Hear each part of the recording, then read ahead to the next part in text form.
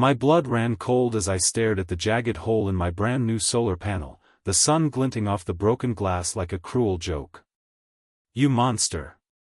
I wanted to scream, but the words stuck in my throat. Across the street, Karen stood with a smirk, a crowbar still clutched in her hand. She had actually done it. She had destroyed my property, my investment, my dream of a greener future. What she didn't know, however, was that her little act of vandalism just sealed her fate, and the fate of every single house in this supposedly perfect little neighborhood. I knew, with a certainty that chilled me to the bone, that by tomorrow, her perfect world, and everyone else's, would be plunged into darkness. And there was nothing, absolutely nothing, she or anyone else could do about it. The HOA's power grid, the very thing keeping her lights on and her air conditioning humming, was mine to command. Life in the Sunstone Estates was supposed to be a dream. My name is Alex, and after years of hard work and saving every penny, I finally bought my first home here. It was a beautiful little house with a big backyard, perfect for my dog, Buster, a fluffy golden retriever who was more like a furry shadow. Moving in felt like turning a new page, a fresh start in a place where the sun always seemed to shine. The neighborhood itself was well maintained, with neatly trimmed lawns, sparkling community pools, and friendly faces waving as I drove by. Or so I thought. My biggest passion, besides Buster, was renewable energy. I had spent countless hours researching solar power, dreaming of a day when my home would be completely self-sufficient, powered by the sun. It wasn't just about saving money. It was about doing my part for the planet, reducing my carbon footprint, and setting an example. So, after a few months of settling in, I decided to take the plunge. I invested in a top-of-the-line solar panel system, designed to not only power my house but also feed extra energy back into the community grid. This was a big deal for me, a truly exciting step. The installation day was like Christmas morning. A team of friendly technicians arrived, carefully hoisting the sleek, black panels onto my roof. Buster barked excitedly from the yard, convinced they were there to play fetch. Neighbors stopped by, some curious, some impressed. Old Mr. Henderson from next door, a retired engineer with a twinkle in his eye, even brought over a plate of his famous chocolate chip cookies. "Good on ya, Alex," he said, munching on a cookie. "That's the future right there." His words filled me with warmth. It felt like I was truly part of something good, something bigger than myself. The system hummed to life effortlessly. My electricity bills plummeted, and I watched with satisfaction as the meter spun backward, showing the excess energy I was contributing. I even started a small garden, growing fresh vegetables, feeling more connected to the earth than ever before. Life was peaceful, fulfilling, and bright. Then came Karen. She lived across the street in a house that always looked a little too perfect, with not a single blade of grass out of place. Her rose bushes were always pruned just so, her car always sparkling clean. From the moment I moved in, she seemed to eye my less than perfect, but cozy, home with suspicion. I initially tried to be friendly. I waved, offered a polite hello, even brought over a batch of homemade lemonade on a particularly hot day. She responded with a tight-lipped smile and a curt nod, never quite meeting my gaze. I shrugged it off, telling myself some people just weren't the chatty type. Her true colors started to show when my solar panels went up. The very next day, I received a sternly worded letter from the Homeowners Association, or HOA, about unapproved external modifications. I had, of course, gone through all the proper channels, submitted my plans, and received full approval months ago. I calmly explained this to Mrs. Henderson, a sweet, elderly woman who served on the HOA board and was always incredibly kind. She apologized profusely, saying there must have been a mistake, and assured me it would be sorted out. I didn't think much of it, assuming it was a simple oversight. But then came the phone calls. Karen, it turned out, was also on the HOA board, and she seemed to have made it her personal mission to make my life difficult. She called almost daily, complaining about the glare from my panels, even though they were designed to absorb light, not reflect it, the aesthetic disruption to the neighborhood's uniformity, and even claimed they were attracting unwanted birds that were defecating on her pristine driveway. Each complaint was more ridiculous than the last, delivered in a shrill, accusing tone that made my ears ache. I patiently explained the benefits of solar energy, the environmental impact, the fact that I had followed all the rules. She simply refused to listen. It was like talking to a brick wall. One afternoon, I was out in the backyard playing fetch with Buster when I saw her pacing in her front yard, staring intently at my roof. She had a notepad in her hand, scribbling furiously. I waved, but she just scowled. A few days later, another HOA letter arrived, this one more aggressive, threatening fines if I didn't remove the panels. This time, I was truly frustrated. I called Mrs. Henderson again, and she sounded genuinely upset. "Alex, I don't know what's gotten into Karen," she sighed. "She's been badgering everyone on the board, making up rules, twisting facts. It's truly unprecedented." Mrs. Henderson assured me she would talk to the president of the HOA, a busy corporate lawyer named Mr. Davies, and try to mediate. For a brief period, things quieted down. I thought maybe Mr. Davies had intervened, or perhaps Karen had finally found a new obsession. I even started to relax, enjoying the quiet hum of my panels generating clean energy, the satisfying click as my meter recorded another unit of power sent back to the grid. I spent my evenings reading on my porch, Buster curled up at my feet, watching the sunset paint the sky in fiery hues. It was perfect. But the calm, as I would soon discover, was just the prelude to the storm. One sunny Saturday morning, I was enjoying my coffee, watching Buster chase squirrels in the yard. The air was warm, a gentle breeze rustling through the leaves. Suddenly, a loud, jarring crunch echoed through the neighborhood. It sounded like something heavy had fallen, or broken. Buster immediately stopped chasing a squirrel, his ears perked up, a low growl rumbling in his chest. I peered out my window, scanning the street. And then I saw her. Karen. She was standing on a stepladder, right there in her front yard, directly facing my house. In her hands, she held a long, metal crowbar. And on my roof, where my beautiful solar panels had been basking in the sun, there was a gaping, jagged hole in one of them. Shards of glass glinted on my shingles, reflecting the morning sun. My heart hammered against my ribs. It took a moment for my brain to process what my eyes were seeing. She had climbed a ladder, walked into my yard, and deliberately, with malice aforethought, smashed my solar panel. The sheer audacity, the unbridled rage, was astonishing. My breath hitched. Karen, seeing me at the window, slowly turned her head, a triumphant, almost manic grin spreading across her face. She held up the crowbar, as if in victory, before slowly descending the ladder, her eyes never leaving mine. It was a direct act of war. My mind raced, trying to comprehend the level of hatred required to do such a thing.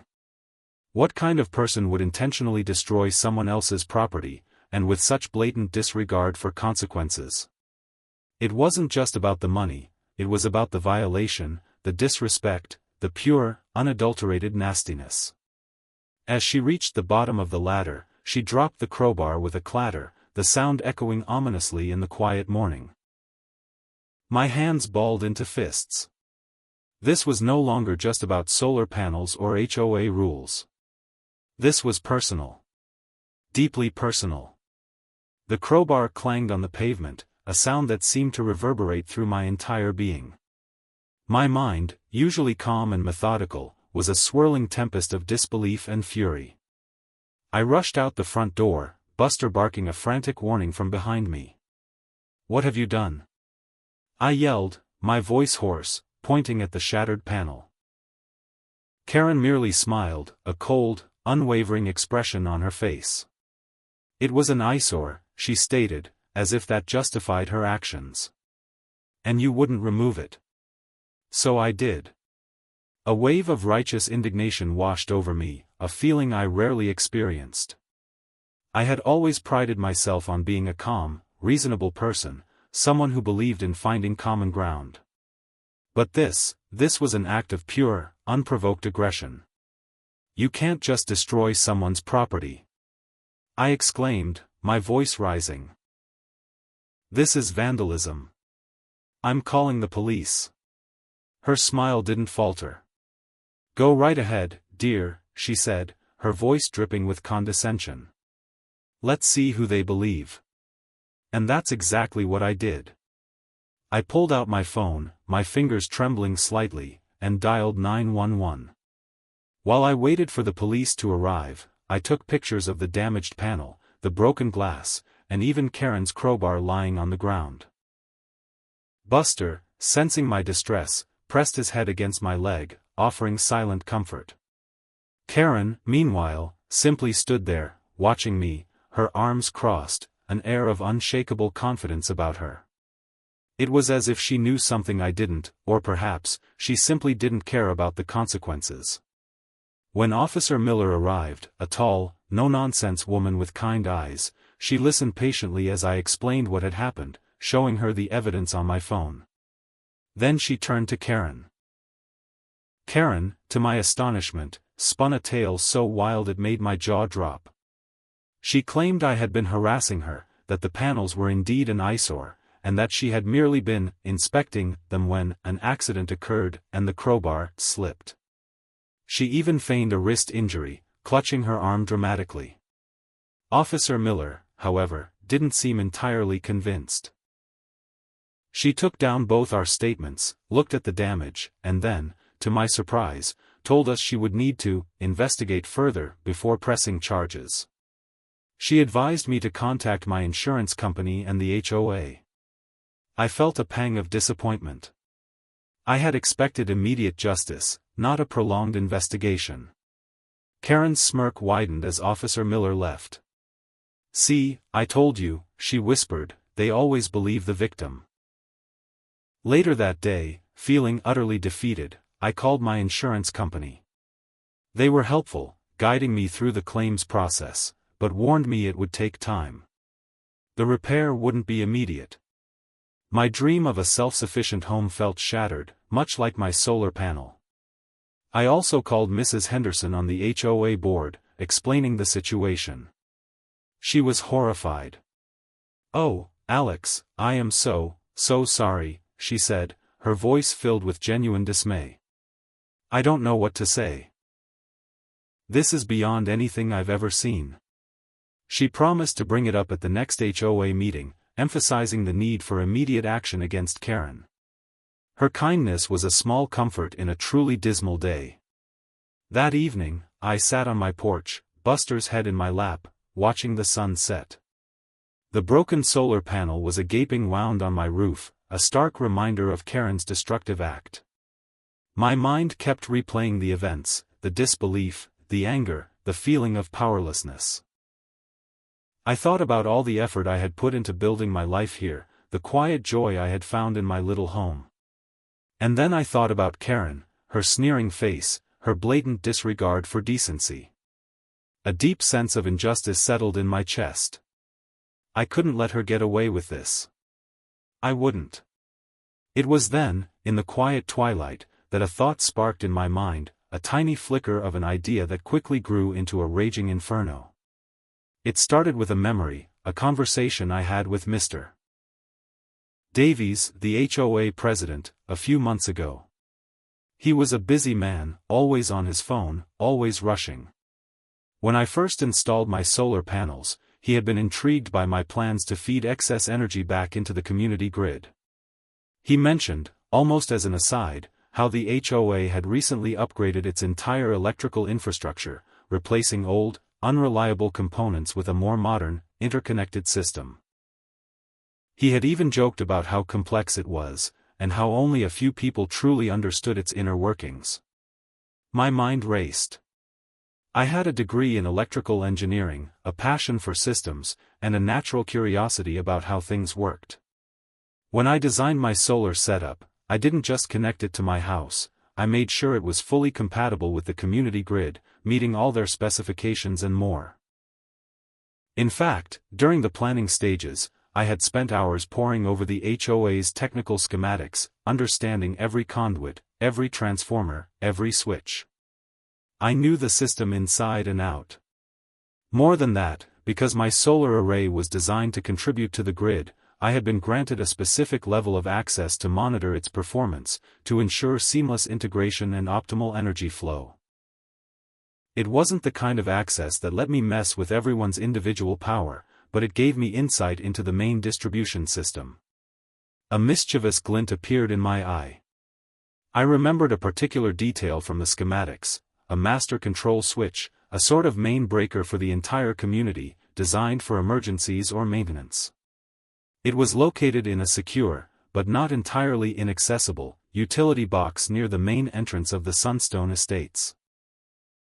Only authorized personnel, which technically included me due to my grid contribution and monitoring access, were supposed to have the key.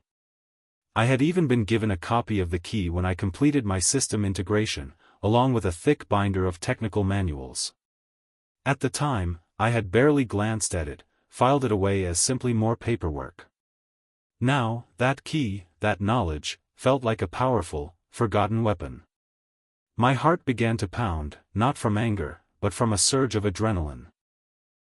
Karen had taken away my peace, my property, my sense of security.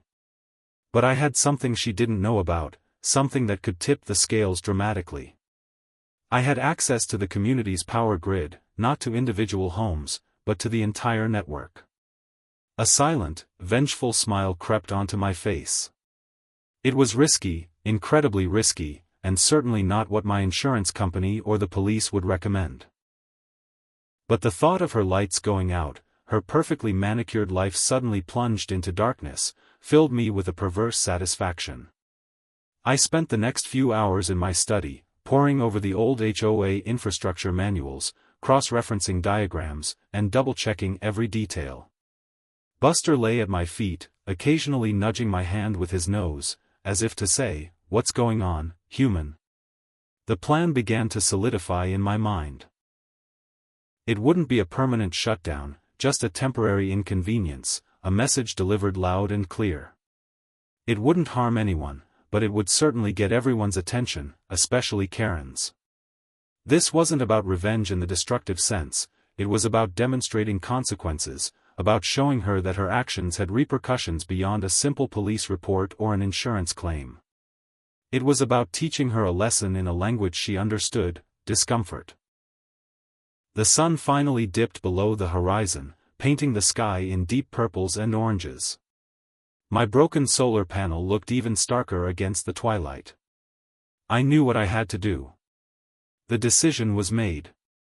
I would wait until tomorrow morning, just as the neighborhood began to wake up, just as Karen was probably enjoying her perfect cup of coffee in her perfectly lit kitchen.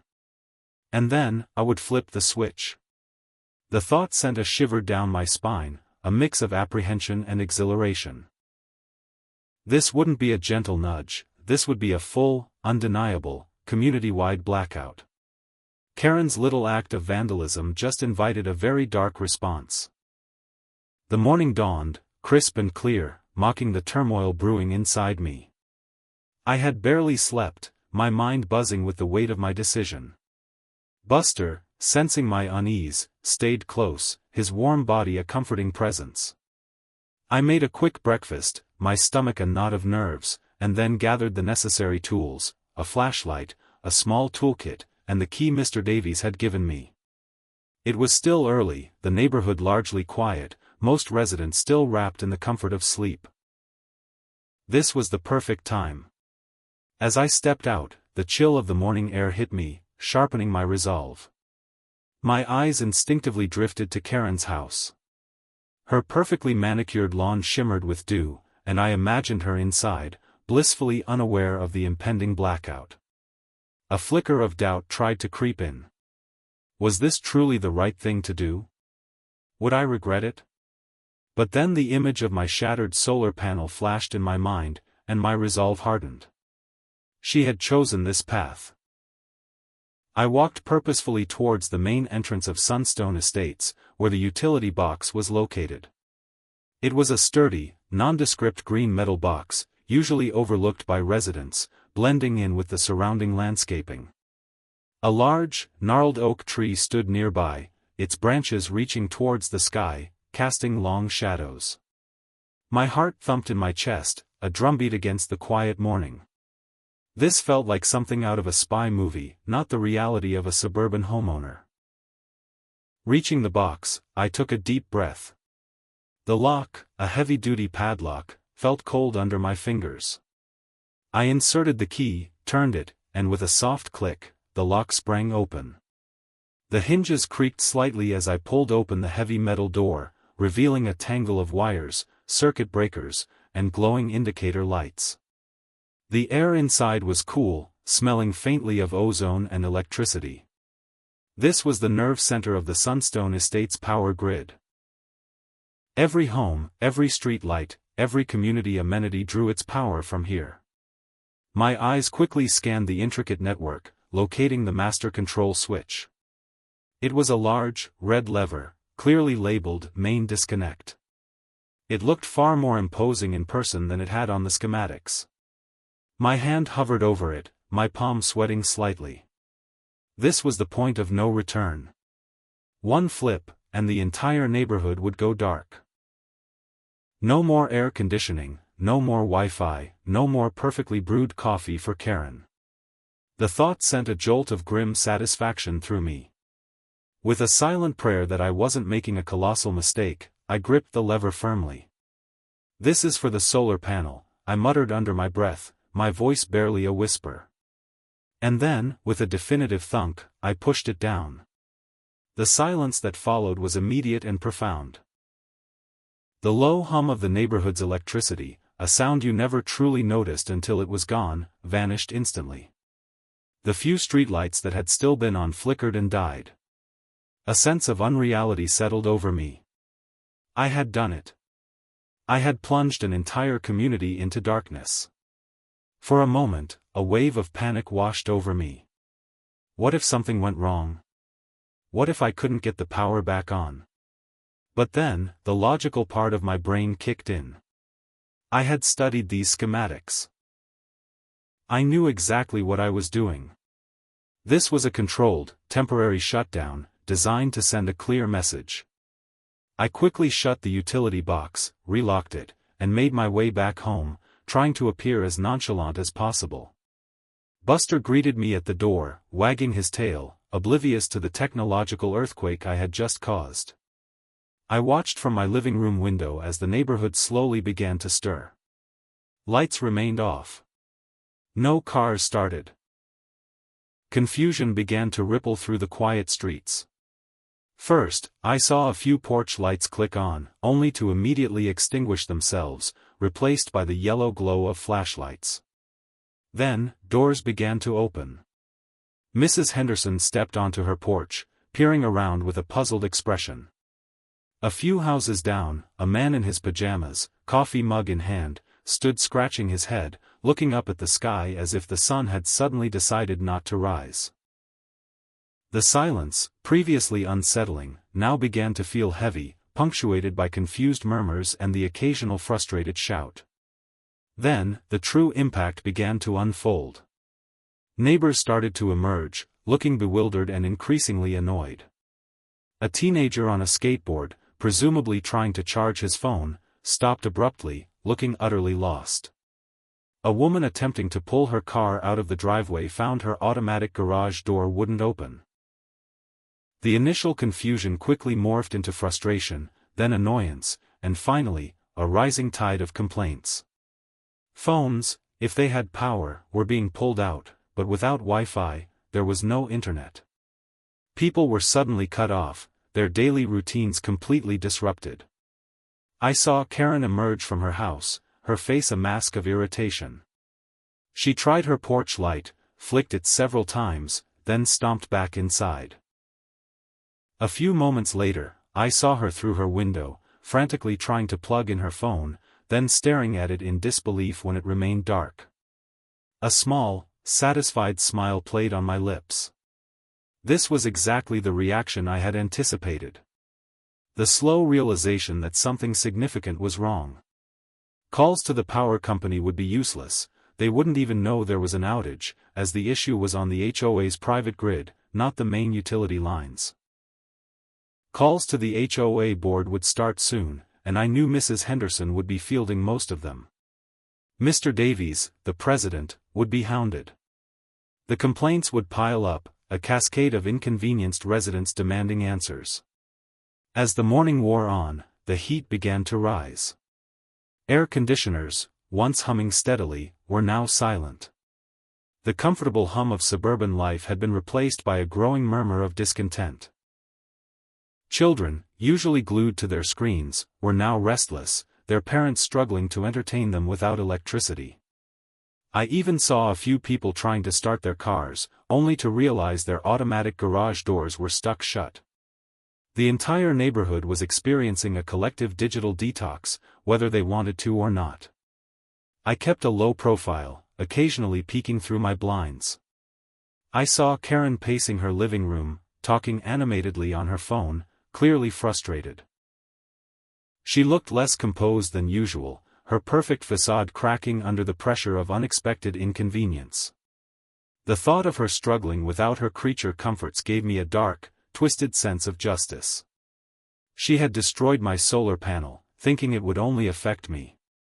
Now, her actions, however indirectly, were affecting everyone. The first frantic calls to the HOA began. I could only imagine the chaos. Mrs. Henderson, bless her heart, would be trying to explain the unexplainable. Mr. Davies, the busy lawyer, would be pulled away from his important work to deal with a community-wide power outage he likely knew nothing about. The sheer scale of the disruption would demand immediate attention, forcing everyone to confront the reality of their interconnectedness.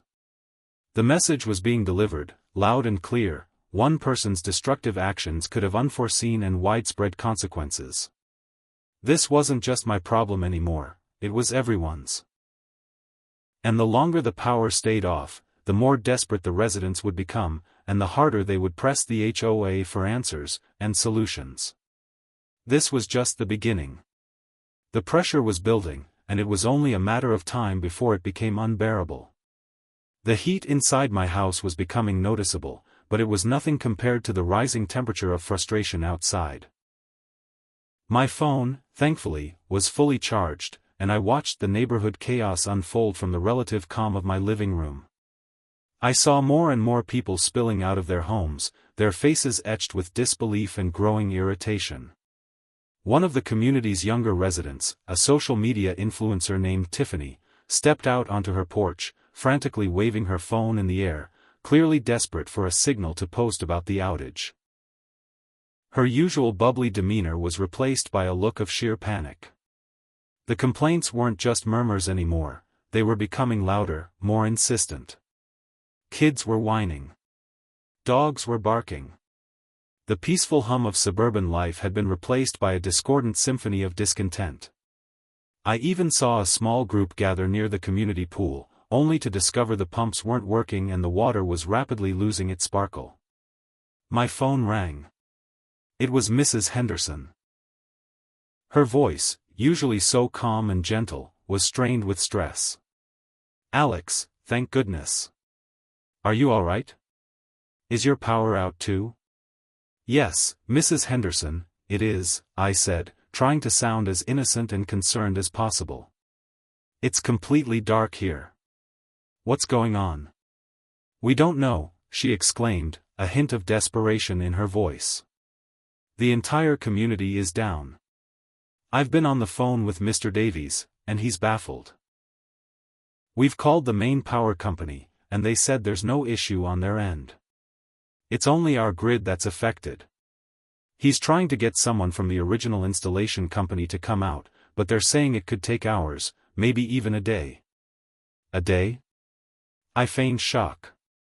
"That's terrible. What about Karen? Is she handling it well?" There was a slight pause on the other end. "Karen," Mrs. Henderson sighed, "is absolutely beside herself. She's called me 3 times already, demanding to know what's going on. She says her security system is down, her refrigerator is warming up, and her expensive hair dryer won't work. She's even blaming it on your solar panels, saying they must have overloaded the system, somehow, even though Mr. Davies explained that's not how it works. A small, triumphant smile touched my lips. "Oh, dear," I murmured, feigning sympathy. "How inconvenient for her." "Inconvenient is an understatement, Alex," Mrs. Henderson said, her voice dropping. "People are getting really upset. It's hot, and with no AC, everyone is uncomfortable. Mr. Davies is holding an emergency HOA meeting this afternoon, but he says he has no answers to give anyone. He just wants everyone to stay calm and be patient." After we hung up, I leaned back, a sense of grim satisfaction settling over me. The plan was working even better than I'd anticipated. The pressure on the HOA was mounting, and Karen was clearly feeling the heat, both literally and figuratively. This wasn't just about my solar panel anymore, it was about the entire community experiencing the kind of disruption that Karen had so carelessly inflicted on me. As the day progressed, the air grew thick with unspoken accusations and simmering anger. I saw Karen pacing her yard again, yelling into her phone, her perfectly coiffed hair now slightly disheveled. Her usual aura of superiority had been replaced by a frayed, agitated energy. She kept glancing over at my house, as if trying to pinpoint the source of her misery. She even tried to approach a few neighbors, presumably to vent her frustrations, but they mostly offered terse replies before quickly excusing themselves. It seemed her usual charm, or lack thereof, wasn't cutting it in a powerless world. Around noon, a few of the more tech-savvy residents started trying to troubleshoot their own electrical panels, clearly desperate. They fiddled with breakers, peered at wires, and even pulled out old instruction manuals. It was a futile effort, of course, as the problem wasn't in their individual homes. The problem was at the source, the main disconnect that I had so carefully flipped. Suddenly, a loud banging echoed from my front door. Buster, who had been dozing peacefully, startled awake, letting out a low growl. I peered through the peephole. It was Karen, her face flushed, her eyes narrowed into angry slits. She was practically vibrating with rage. "Open this door, Alex," she shrieked, her voice shrill enough to cut through the oppressive heat. "I know you're in there. This is all your fault." I hesitated. Confronting her directly wasn't part of my plan, but ignoring her felt impossible. Taking a deep breath, I slowly opened the door, keeping Buster close beside me. He let out another protective growl, his tail bristling. "What do you want, Karen?" I asked, my voice calm, belying the tension coiling in my stomach. "What do I want?" she screeched, her hands flying wildly. "My power is out. The whole neighborhood is out.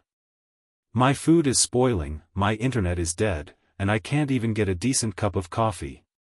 And I know it's because of your ridiculous panels." "My panels are broken, Karen," I reminded her, a pointed look at her crowbar-wielding hand. "Thanks to you." Her face reddened. "That's beside the point.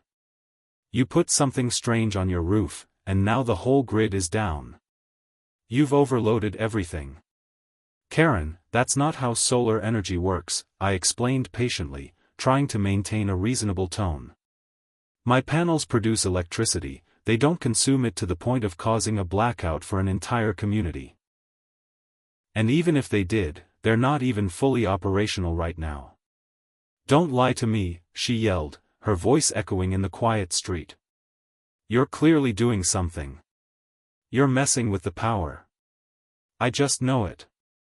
Her accusation, so close to the truth yet so far from her comprehension of it, almost made me laugh. "Karen, I assure you, I'm just as inconvenienced by this as you are," I said, a slight tremor in my voice as I tried to keep a straight face. "I can't even watch my favorite show right now." She looked genuinely frustrated, clearly not believing me, but unable to prove otherwise. Her eyes darted around, searching for some evidence, some crack in my calm demeanor. She opened her mouth to speak again, but then her phone, which she was holding, vibrated. She glanced at it, and her eyes widened slightly. "It's Mr. Davies," she muttered, clearly annoyed but also intrigued. "He's calling an emergency meeting for the whole community in an hour. At the clubhouse. Everyone has to be there." She glared at me one last time. "Don't think this is over, Alex. Not by a long shot." With that, she spun on her heel and stomped away, leaving me alone with Buster and the oppressive silence of a powerless neighborhood. An emergency community meeting.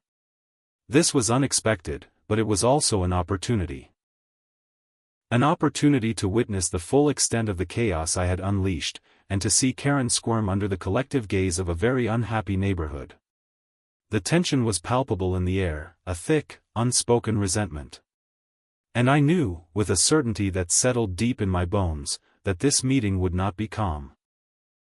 The stage was set for a public confrontation, a dramatic crescendo that would force everyone, especially Karen, to face the uncomfortable truths about responsibility and consequences. The community clubhouse, usually a buzzing hub of social activity, was now stiflingly hot and filled with a palpable tension. Folding chairs had been set up, facing a small podium, and every single one was occupied. More people stood around the edges, fanning themselves with pamphlets or their hands, their faces grim. The lack of air conditioning was making everyone increasingly irritable, their usual suburban composure rapidly evaporating. Mr. Davies, the HOA president, stood at the podium, looking uncharacteristically flustered. His usually crisp suit was slightly rumpled, and he kept running a hand through his hair. Mrs. Henderson sat beside him, looking pale and worried. I found a spot near the back, blending into the crowd, Buster quietly at my feet. My eyes immediately sought out Karen. She was in the front row, fanning herself aggressively with a small, decorative fan, her jaw clenched. She kept shooting venomous glances my way, as if my presence alone was causing the blackout. The air hummed with hushed conversations and frustrated sighs. Mr. Davies cleared his throat, his voice cracking slightly as he began. "Good afternoon, everyone. Thank you for coming on such short notice. As you all know, we're experiencing a community-wide power outage. We've been in contact with the main power company, and they've confirmed the issue is isolated to our internal grid. We've also reached out to the original installers, but they're still several hours away." A collective groan rippled through the room. "Hours?" someone shouted from the back. "My refrigerator is melting." "What's going on, Mr. Davies?" another voice demanded. "Is this going to be an all-day thing?" Mr. Davies held up his hands, trying to calm the growing unrest. "We understand your frustration. Believe me, we're doing everything we can. We're investigating all possibilities." He paused, then his eyes flickered towards me for a moment, then quickly away. "We've had some initial reports, some theories, but nothing conclusive yet." Suddenly, Karen rose from her chair, her fan fluttering wildly.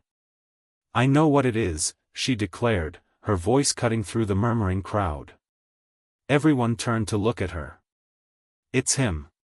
It's Alex and his monstrous solar panels. He overloaded the system. I knew they were trouble from the start." She pointed an accusing finger directly at me. A ripple of shock, then curiosity, spread through the room. All eyes turned to me. I felt a prickle of discomfort, but I met her gaze steadily. "Now, Karen, that's simply not true," Mr. Davies interjected, his voice firmer now. "We've explained that solar panels, especially an approved system like Alex's, don't overload a grid. They actually contribute power.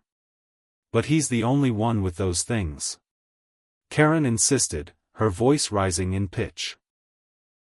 "It happened right after he put them up. And now look. My panels are down because he broke them," she shouted, her logic completely twisted. She was referring to my panels, not any she possessed.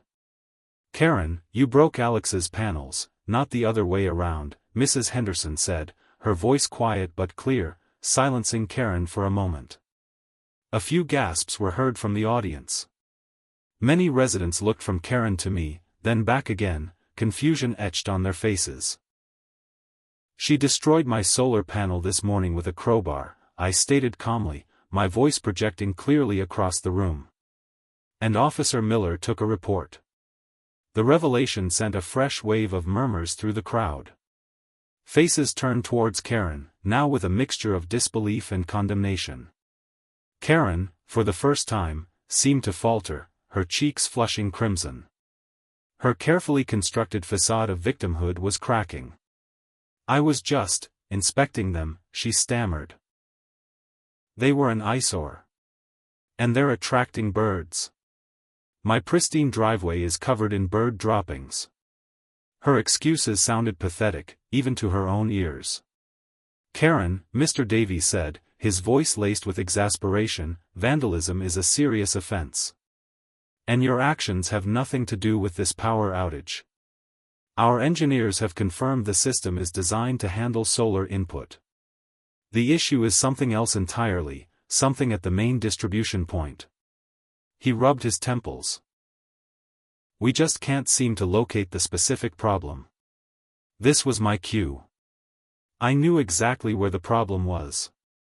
But I wasn't ready to reveal my hand just yet. I wanted them to stew a little longer, to truly feel the impact of the outage, and for Karen to fully appreciate the depths of her unpopularity.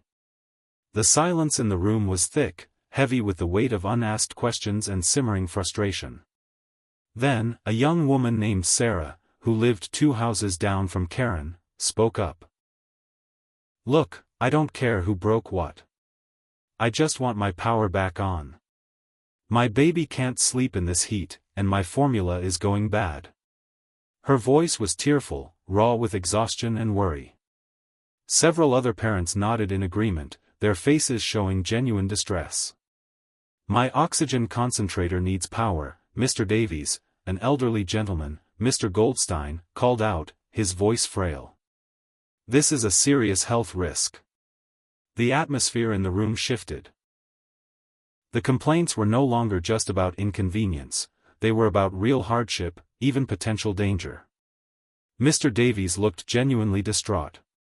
He understood the gravity of the situation. He was a lawyer, not an electrician, and he was clearly out of his depth. Karen, seeing the tide turn against her, tried to regain some control. This is why we need stricter HOA rules, she declared.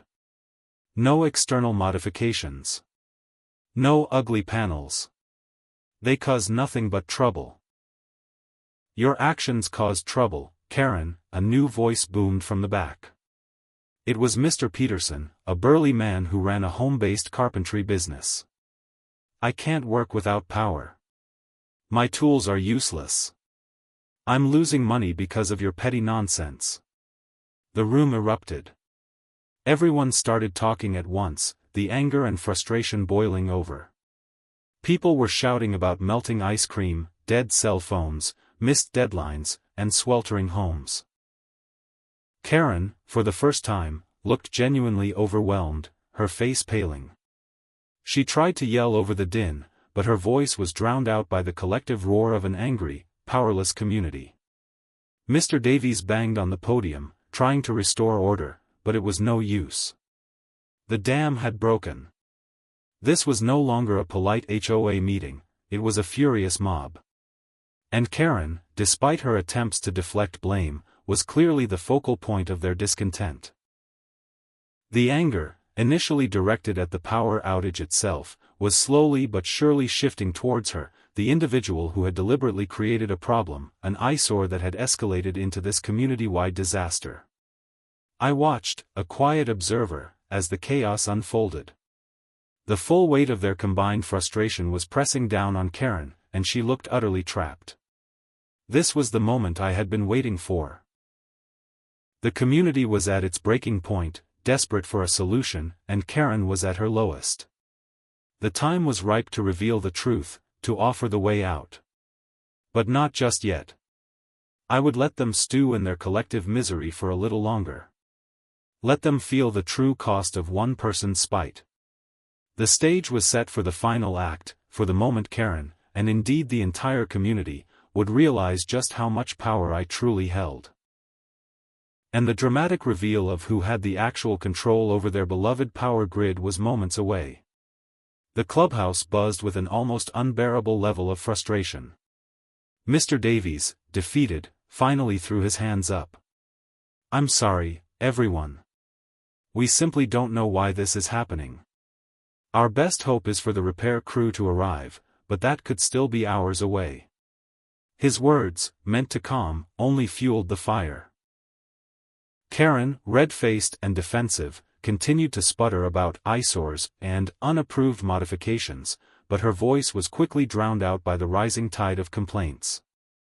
People were no longer just annoyed, they were angry, scared, and desperate. "This is ridiculous," shouted a woman from the front row. "We pay exorbitant HOA fees for this exact kind of infrastructure. Where's our service? My medical equipment needs power. Mr. Goldstein's frail voice was barely audible above the din, but his words cut through the noise, reminding everyone of the serious implications. It was time. The moment of truth had arrived. I stepped forward, raising my voice to be heard above the clamor. "Mr. Davies, everyone," I began, my voice clear and steady, drawing everyone's attention. "I might be able to help." Every head in the room swiveled towards me. Karen's eyes narrowed into slits of suspicion. "Mr. Davies looked at me with a mix of surprise and a flicker of desperate hope. "I have a background in electrical engineering," I continued, "and when I installed my solar panels, I made sure they were fully integrated with the HOA's grid system. I actually spent a lot of time reviewing the schematics and understanding how our community's power distribution works. And I know why the power is out." A hush fell over the room. The air was thick with anticipation. Even Karen stopped fanning herself, her mouth slightly agape. "The power outage isn't due to a system overload, or faulty equipment," I announced, looking directly at Mr. Davies. "It's because the main disconnect switch for the entire Sunstone Estates grid has been manually activated. Someone turned it off." A collective gasp went through the room. "Turned it off?" Mr. Davies repeated, his brow furrowed in confusion. "But why? Who would do that?" My gaze slowly drifted from Mr. Davies, sweeping across the silent, expectant faces in the room, until it landed squarely on Karen. Her face went from pale to ghostly white. She seemed to shrink under the weight of my stare, a deer caught in headlights. "The main disconnect switch," I continued, my voice measured and deliberate, "is located in the utility box near the main entrance. Only authorized personnel, or someone with a key, can access it. I, as a contributing solar energy provider to the grid, was given a key for monitoring purposes." I paused for dramatic effect. "However, I haven't touched that switch." Silence. Everyone was looking at Karen. The pieces were starting to click into place for some of them. Then, Mr. Henderson, the kind old engineer from next door, piped up, his voice surprisingly strong. "Wait a minute, Alex. You said the problem was at the main distribution point earlier. And Karen just admitted to vandalizing your property. Are you implying?" "What I am saying," I finished, my voice now laced with an undeniable edge, "is that Karen destroyed my solar panel this morning. An expensive, HOA-approved installation that was actively contributing clean energy to our community grid. She did it out of spite, because she found it an eyesore and claimed it attracted birds. And she did it right before the entire neighborhood mysteriously lost power." Karen sprang to her feet, her chair scraping loudly on the floor. "You're lying. You're blaming me. You're trying to get even for your ugly panels," she shrieked, her voice cracking with desperation. "I didn't touch any switch. Perhaps not directly, I conceded, my eyes never leaving hers. But your actions have consequences, Karen. And sometimes, those consequences are far more widespread than you could ever imagine. You wanted to plunge my home into darkness by destroying my solar panel. You succeeded, in a way. But you didn't realize that in doing so, you essentially cut off the hand that was feeding the very system you relied on. Mr. Davies, who had been listening with increasing alarm, stepped forward. Alex, are you saying you know how to turn the power back on? I nodded slowly. Yes, Mr. Davies, I do. Because I was given a key to that very box, and I know exactly how that system works. The same system Karen so carelessly disrupted through her destructive actions. The air in the room crackled with a mix of awe and furious realization. The neighbors finally understood. It wasn't some random fault. It was a direct, albeit indirect, consequence of Karen's behavior. They glared at her, their anger intensified by the knowledge that their suffering was due to one person's petty vandalism. Karen, seeing the collective fury directed at her, started backing away, her eyes wide with panic. This is insane. You can't prove anything. She stammered, her usual composure completely shattered. Actually, I can, I countered, pulling out my phone. I have pictures of the damaged panel, the crowbar, and Officer Miller's report. And I have the schematics of the HOA power grid, which clearly show the master disconnect switch, which I turned off this morning. The last part hit like a thunderclap. Gasps erupted. You turned it off?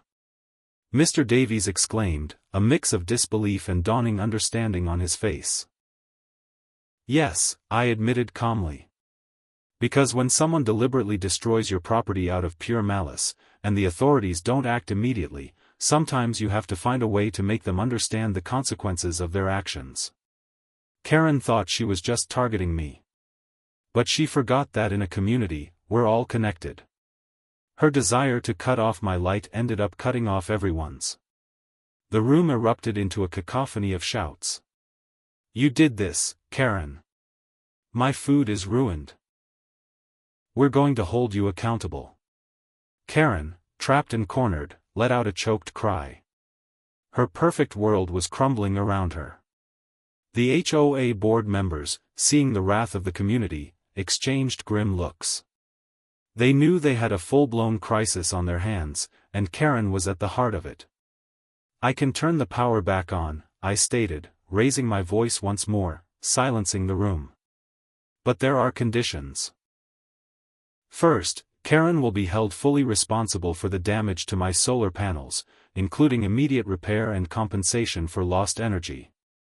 Second, the HOA needs to implement clear, strict penalties for vandalism and harassment, enforceable against anyone, regardless of their position on the board. And third, I looked directly at Mr. Davies, I believe it's time for a complete overhaul of the HOA board. A board that allows such destructive behavior to go unaddressed isn't serving the community's best interests. Mr. Davies, seeing the desperate faces of the residents and the undeniable truth of my statements, nodded slowly. Agreed, he said, his voice firm. All of it. If you can restore power, Alex, we'll ensure these conditions are met, starting with Karen's immediate removal from the board and full restitution for your damages. Karen let out a wail, pushing past the angry crowd, and fleeing the clubhouse, her perfect life utterly shattered. The community watched her go, a mix of triumph and righteous anger on their faces. I smiled, a genuine, relieved smile. Then let's get our power back on, I said. And maybe, just maybe, this community can finally find some true peace, powered by the sun, and by a little more kindness. The collective cheer that erupted was deafening, a wave of relief and gratitude washing over me. The tables had turned, the darkness had served its purpose, and now, the lights were about to come back on.